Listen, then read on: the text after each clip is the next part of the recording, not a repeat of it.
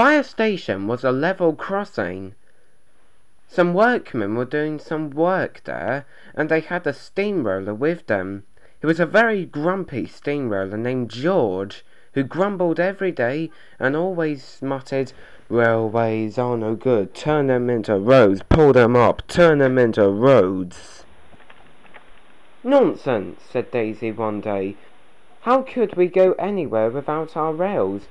How will we be able to get up to the people who live in the valley?" "Humph," said George. "My brothers have torn up railways and turned them into roads. They've done it all over the place."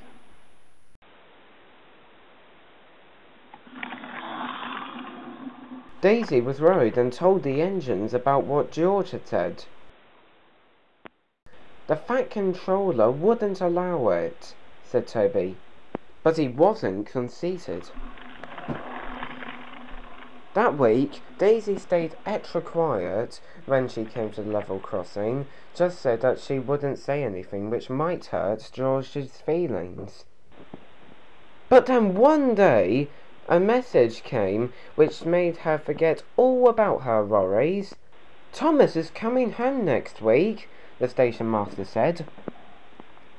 Daisy was pleased and told the other engines about it. The engines were very excited, and Daisy went over to the station by the level crossing. "The Fat Controller is holding a celebration party at the nearest station here," said Daisy. "Humph," said George. "Your railway will be turned into a road soon, you bet." Daisy didn't listen. She just went off feeling very pleased. On the day when Thomas was supposed to come back, she was to take some important people, like station masters, Mrs. Kindly, and other people as well. She picked them all up at the top station, and then went to the station where the celebration was holding. "Hey!" thought Daisy to herself. They soon arrived at the station by the level crossing. George wasn't there, but some cones had been left.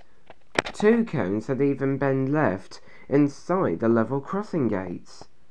The guard blew his whistle, and Daisy felt pleased.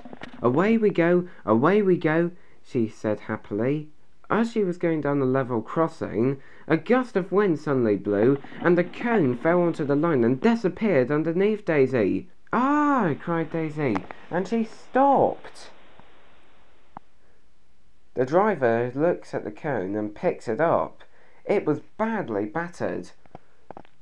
"Oh!" groaned Daisy, as she tried to move, but she couldn't. "Help!" said Daisy. "I'm stuck." Her driver examined her.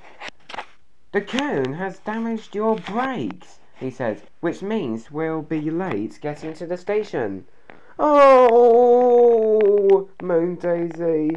"We're going to be late getting to the station to see Thomas.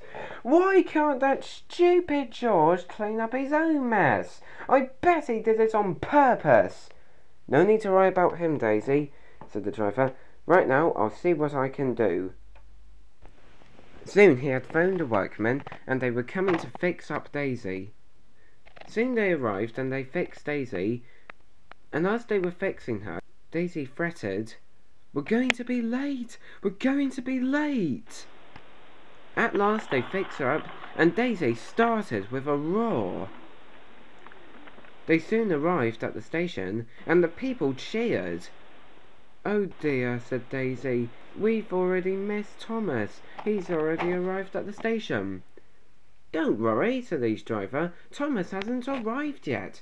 It's not him they're cheering for, it's us." In a little while, the signal dropped, and from far away, an engine whistled. "Here he comes!" cried the engines. Thomas appeared out of the tunnel and puffed into the station. He had the special plate which the Railway Museum had given him. He was tired from his journey, but he was very pleased to be home. The Fat Controller went over to greet him.